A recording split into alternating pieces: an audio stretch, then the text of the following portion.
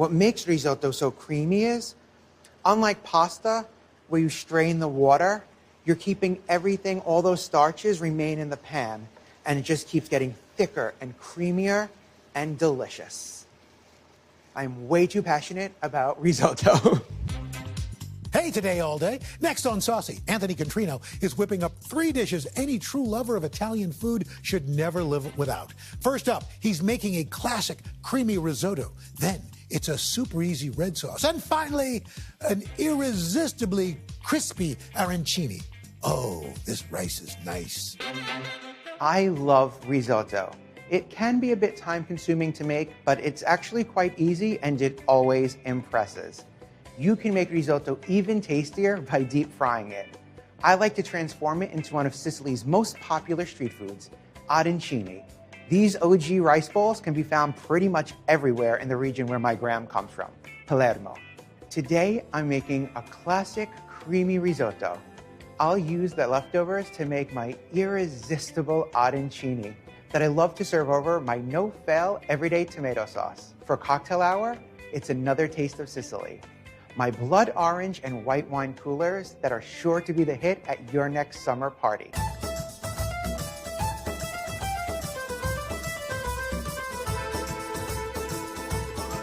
Risotto is something that I think that everyone should learn how to make. And it's a technique that's quite simple to master. Now, you can add any flavor that you'd like to it. Mushrooms are super traditional. I like to fold in some roasted butternut squash in the fall. A fresh zesting of lemon for a delicious risotto al limone. Or if you're feeling super bougie, you can shave some fresh black or white truffle on top. I like to keep it simple with this base to really let the flavors of white wine and Parmigiano Reggiano really shine through. The first thing you need to do is warm some stock. We're gonna need this a little later on in the process, but we want it to be ready. We're not looking for it to be simmering, just stay nice and warm. In the meantime, we can get the rest of our ingredients all set.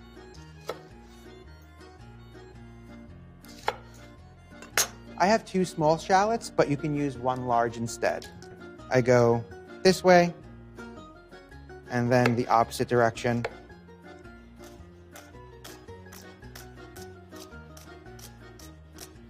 I'll just give my knife a quick run over just to make sure I didn't miss a piece or 2, but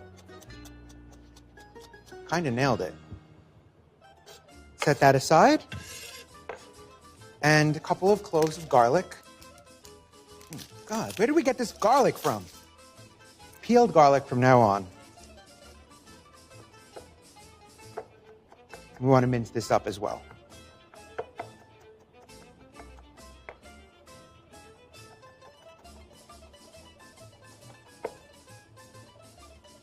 I have the rest of my ingredients ready to go.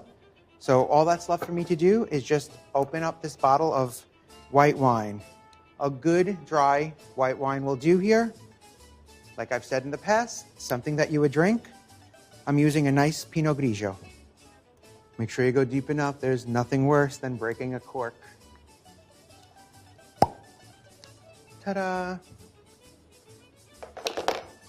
We'll just set that aside. Time to start cooking. I'm gonna put this pan over a medium heat, and to that, we will add some butter.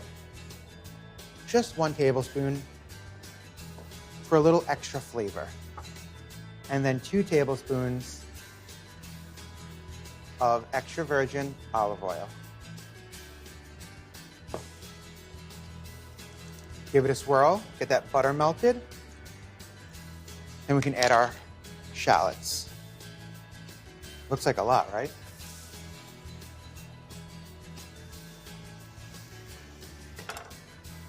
We're not looking to get any color on these shallots, just to soften them.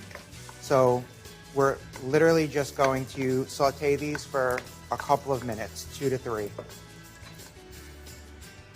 Time to add our garlic.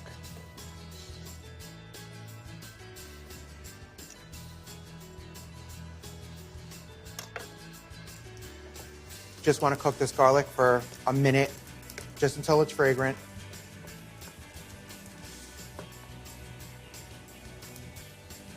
It's fragrant.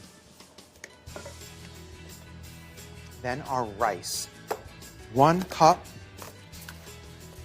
right into our pan. We want to toast this rice a little before we start adding the liquid to cook it. I'm using Carnaroli rice. It is considered the king of Italian rices. It has a lot of starch in it, which is going to add to the creaminess, and it also cooks to a beautiful al dente. I think this guy is getting thirsty. Time to add a half a cup of wine.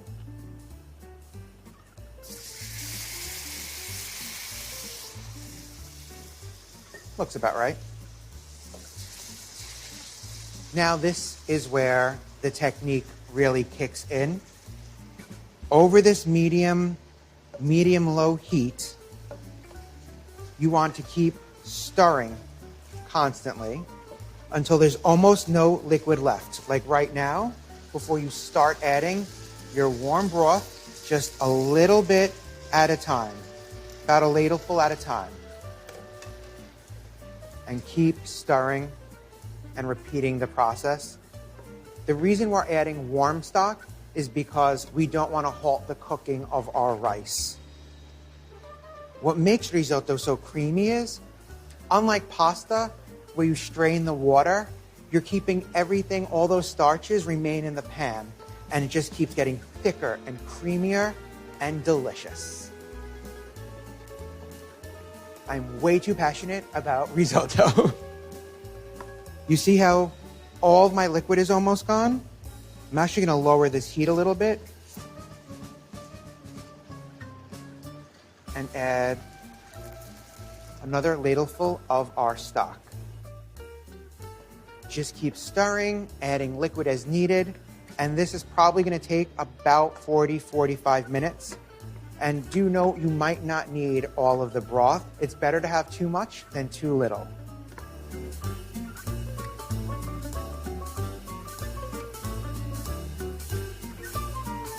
Look how creamy. It's like the parting of the seas.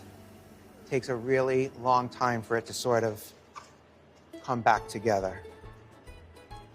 I'm gonna get my last couple of ingredients on standby so it's ready to go. Okay, I think we can add our cheese. Half a cup of Parmigiano Reggiano, the good stuff, the real stuff. And a 1/4 cup of my secret ingredient. Looks about right. Mascarpone cheese. As if this wasn't creamy enough, this is gonna put it over the top.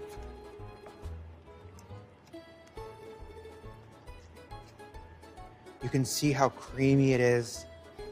It's almost like rice pudding.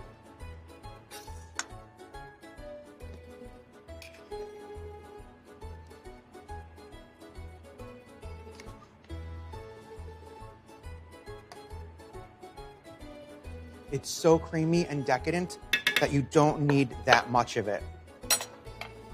Then to finish it off, simply a drizzle of really good olive oil, just a couple of cracks of fresh black pepper, and of course, just a little bit more Parmigiano Reggiano. Or a lot of it more. Buon appetito.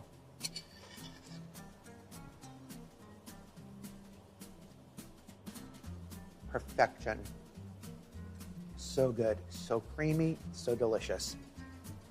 Don't worry, these leftovers are not gonna go to waste. Never in my house. While it's still warm, I'm gonna transfer it to a sheet pan, spread it out nice and thin, let it come to room temperature, then we'll cover it and get it in the fridge to chill so that we can make the crispiest, the creamiest arancini you've ever had.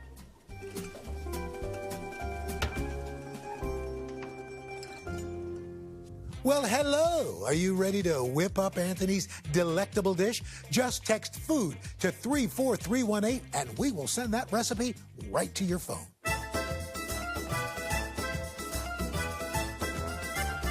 I always serve my arancini with a tomato sauce, and my family's been making this forever. Once a month, my parents would make a vat of it so that we always had it on hand. even packing it and freezing it up just to bring on vacation with us. God forbid we couldn't have sauce on a Sunday when we were in Florida.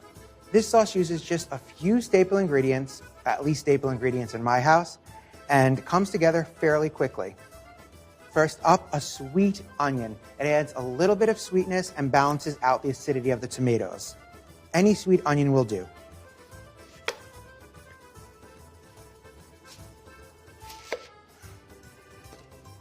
I feel like my gram had this sauce going within minutes and would just be simmering away, and we would be in the kitchen trying to like sneak a dip of bread into it before we got yelled at.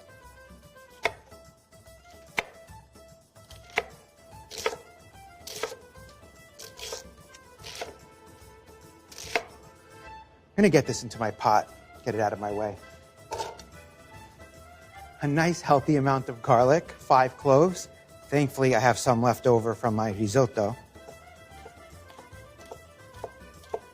And just thinly slice it.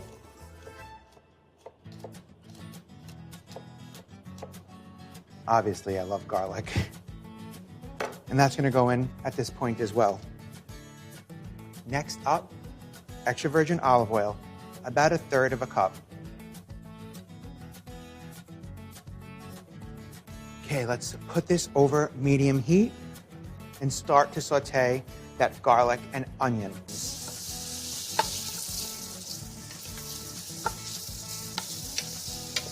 This is definitely one of my favorite smells in the world.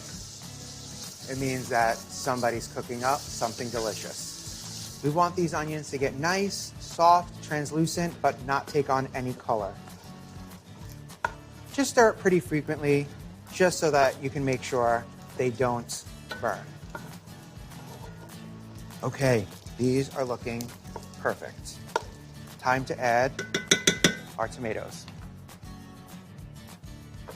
I have 3 28-ounce cans of what were pelati, whole peel tomatoes that I pureed in a blender, and we're gonna throw that right into our pot.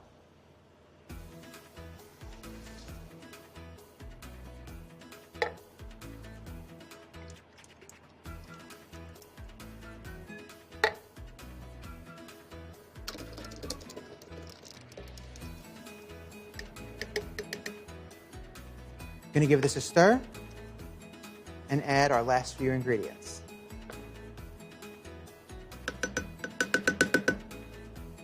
We'll add 1.5 teaspoons of salt. We'll go back later and make sure that doesn't need any more. Some fresh black pepper, about 1/4 teaspoon. Half a teaspoon of dried oregano. And a pinch of red pepper flakes. If you like a spicier sauce, of course, add more. And then basil, decent bit of basil, about 1/4 cup, which basically means this whole plant. And stems are fine. Kind of a sad looking plant. Right on in.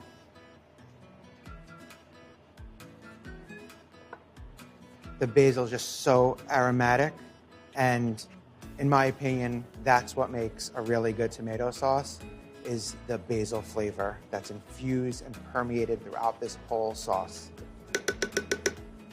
At this point, you want to bring your sauce to a boil, then immediately reduce it to a simmer, stirring every 10 to 15 minutes until it's thick, all the flavors have come together, and it's ready to be served. I've never met a rice bowl that I don't like, but these are truly the best. It has everything going on. It's creamy, it's cheesy, and has a crispy exterior. They're not your typical traditional Sicilian rice balls or arancini. I like them to be on the smaller side. They're a little bit more elegant and perfect for a cocktail party. The first thing that I need to do is set up a dredging station. I don't always use flour, but this is one of those times when I do, and I'll show you why in just a minute. So about 3/4 cup. Up next, a couple of eggs.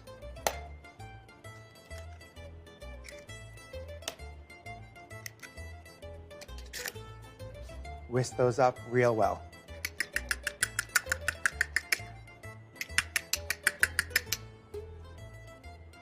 And finally, some panko. I've tried it both ways with standard breadcrumbs and panko. This is the way to get the perfect crispy exterior. So about 1.5 cups of that. Now that our dredging station is complete, on to the cheesy part. I have some fresh mozzarella. These are called ciliegine because they are the size of a ciliegine, cherry. I'm gonna need 12 for this recipe. And I'm just taking them out of their liquid and placing them on a paper towel. I wanna get these nice and dry so that we can wrap them in the risotto and it's not too slippery. I have my chilled risotto from earlier. It's nice, firm, and set. Feels a little weird, but it's exactly what we want it to be. We want it to be pliable so that we can shape it around our ciliegine. I'm taking a 2 tablespoon cookie scoop or measure, it's 1 ounce, and scraping up some of our risotto. Don't worry if you rip the parchment that's underneath, just make sure it doesn't wind up in your risotto mixture here. That is not the crunch we're looking for. Press it in, make sure you're getting the full 2 tablespoons. My stomach is growling.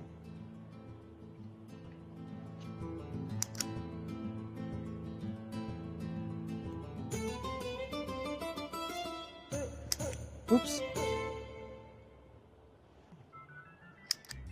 Last one.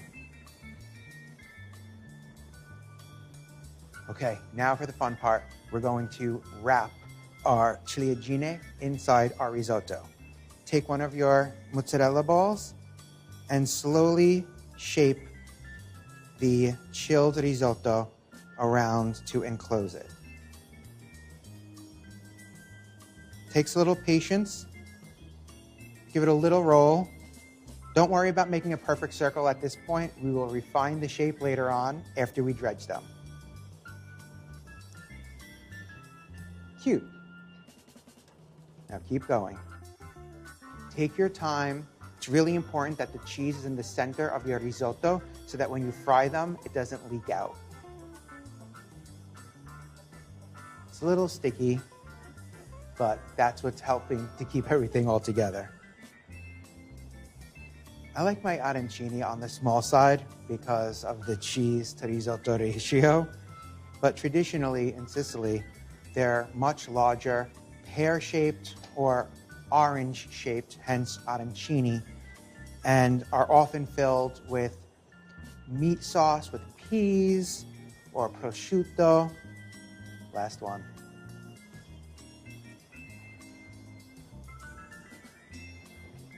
Okay, that just about does it. At this point, wash your hands. You definitely want to start with clean, dry hands for the dredging process.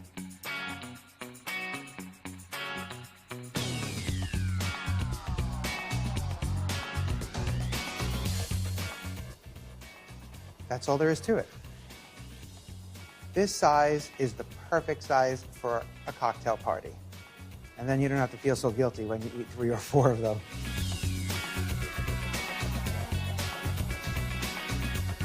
That's all there is to it. I'm gonna give my hands a quick rinse, make a little room so that we can fry these bad boys up.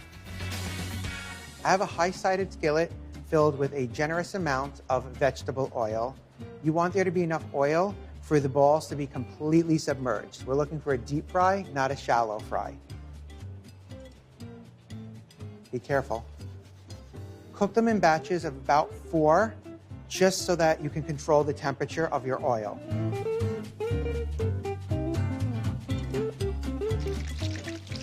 In about 5 minutes, and these are looking great. They're beautiful golden brown. And I know that that cheese inside is nice and gooey.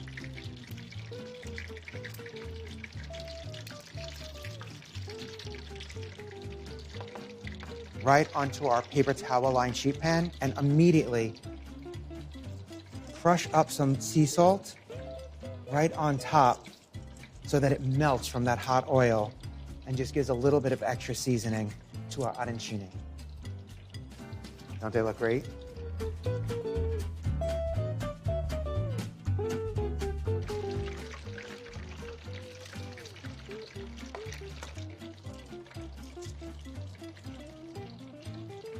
Beautiful. Our arancini are beautiful golden brown. They're nice and hot, just the way they need to be served. Let's get it plated up. I'm gonna go with a fairly simple presentation. Just a generous puddle of my everyday tomato sauce right in the center of a plate. Just like that. And then I think 3 is a very nice and generous portion for our arancini.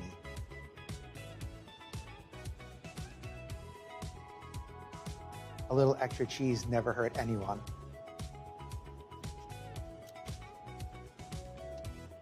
And last but not least, if you can find it, some micro basil. You can use regular basil. If you haven't figured out by now, I'm just over the top and bougie. Look how beautiful this looks. It's like the Italian flag on a plate. These arancini make the perfect appetizer for cocktail hour, and I have the perfect drink to mix up. When blood oranges are in season, I can't wait to get my hands on them and use them for as many things as possible, like this blood orange and white wine cooler. This is not the stuff you were sneaking behind your parents back in high school. It's a little bougier than that. This blood orange is doing double duty. Half of it's gonna go into our cocktail to help flavor it, and the other half is gonna be a beautiful garnish at the end. So cut 1/2 into wedges, and you can throw this into a cocktail mixer or a cocktail shaker, whatever you have. The other half, I'll halve again, and then just slice into half moons.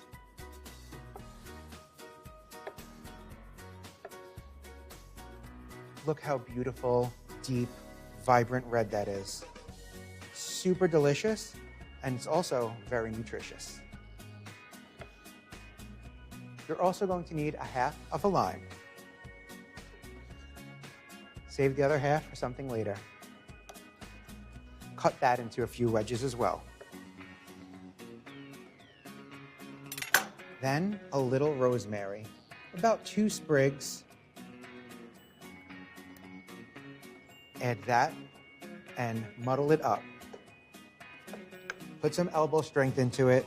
We want to get all of those citrus juices out and the oils and fragrance of that rosemary, which I can smell already. Look at that beautiful fuchsia color. Okay, to that, 1 cup of our Pinot Grigio.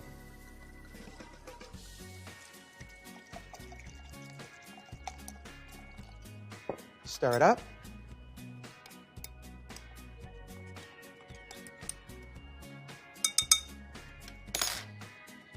And then strain it into 2 glasses. 1 cocktail for now, and then 1 for right after.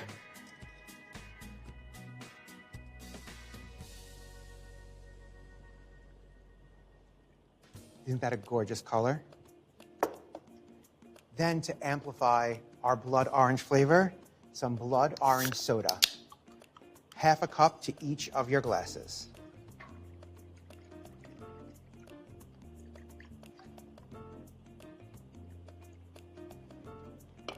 All that's missing are some garnishes.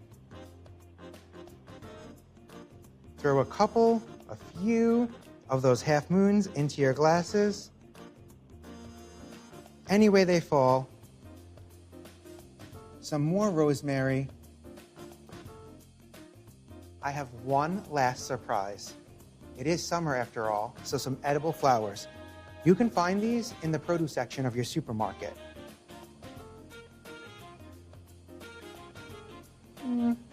That'll do. I don't know about you, but I think this is one gorgeous cocktail. It also happens to be extremely delicious.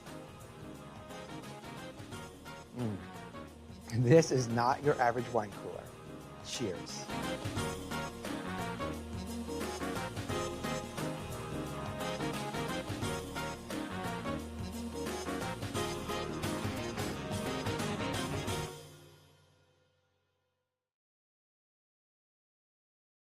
Hey, thanks for watching our YouTube channel. Find your favorite recipes, celebrity interviews, uplifting stories, shop our favorite deals, and so much more with the Today app. Download it now.